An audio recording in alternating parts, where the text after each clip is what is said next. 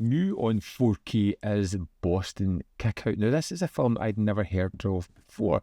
Filmed before Trainspotting, but released afterwards. And the reason I say that is because it feels very much in a similar vein as Trainspotting itself. Now, this one is all about Phil, who's escaped the inner city slums of London for the supposedly better life promised by the new town that is Stevenage. But instead, he finds something waiting for him. A sense of nothingness and emptiness, a future that is offering only violence, drugs, or fade into obscurity. He has swapped the big city lifestyle for a cement cell block. This is what we have here, and with his friends he finds himself perpetually pushed down, pushed aside, and feeling marginalised within the world. I'll handle it myself. The sit on your ass and do nothing method. Very popular in these parts.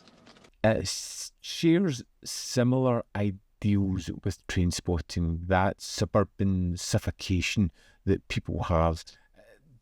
But there's a big difference, whereas this has that gritty, hard-hitting feeling about it, the coming of age, the disillusionment of youth and lost promises, life after Thatcher, moving into these new towns that are supposed to offer prosperity and opportunities, but do not do that at all. It's that idea in the film, and although it has these thematics that are similar with Trainspotting, it doesn't have that energy, the X factor, the characters who are reprehensible but kind of likeable, the situations that are abhorrent but kind of bleakly funny at the same time. I don't want any more of that shit that happened last week, all right? What? I don't know what you're on about. You know what we're on about. What are you on about? No, last week that was misunderstanding, wasn't it? It doesn't have that sense of magic and energy that really drags you through the film. This is a film that gets messier as it goes on, that gets more depressing as it goes on. It doesn't have anything to break the levity or make it stand out like the way you get in Trainspotting. The countless iconic sequences, the music that drives it, and this does have a great score as well. Primal Screen, Oasis, Stone Roses, Joy Division, Velvet Underground, The Damned. It has great songs throughout it, but they're never as iconic as Trainspotting, and I feel like it's wrong to put it up against something that for me is so iconic, but it shares a similar playground. Remember the job we told you about? The bookies. Well, it's on, and we want to know if we can count you in. The coming of age without hope. John Sim is our main character here, and he is great. In fact, the cast is great. You've got Mark Warren, who is pretty much steals any sequence he's in. You get a small appearance by Andrew Lincoln, who's really great in the film. And I've got to say that the acting is on point. It's the story that is depressive. It's the story that is oppressive. It's never going to let you escape the tedium that this youth is in. You know, it's all about violence. It's all about drugs. It's all about getting that quick fix. It's all not about hard work, putting in the effort, trying. It's let's just wallow in our own sadness for the state of the world. You gave me nothing. Nothing. No memories.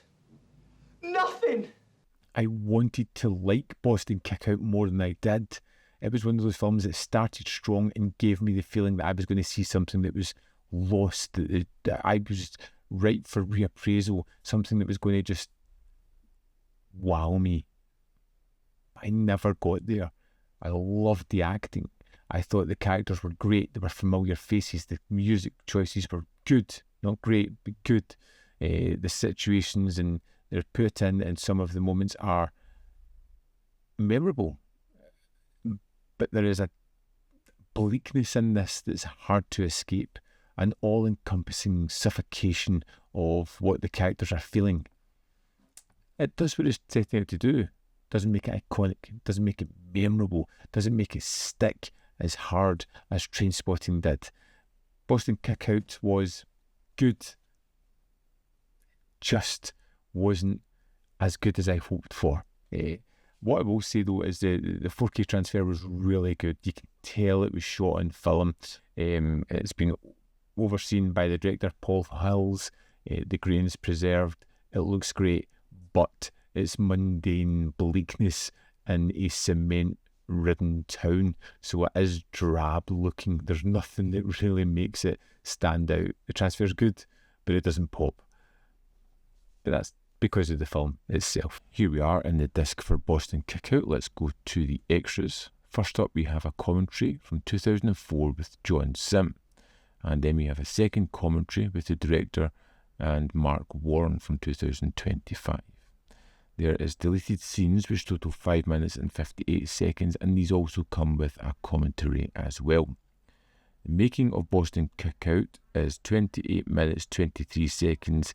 This was made at the same time as they were making the film. It's got some wonderful behind the scenes information, including arguments, breakdowns, things that went wrong, things that were good, just a little bit of everything. Then we have the storyboard comparisons, which run for 3 minutes 42 seconds, basically side by side of the storyboards and the opening sequence. Then we have the UK trailer, the US trailer, and the 2025 restoration trailer. There's also a stills gallery.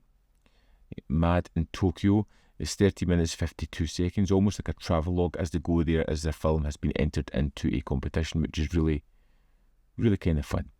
Then we have the director's biography, which is basically 5 slides just giving information about the director. And that's the extras for Boston Kickout.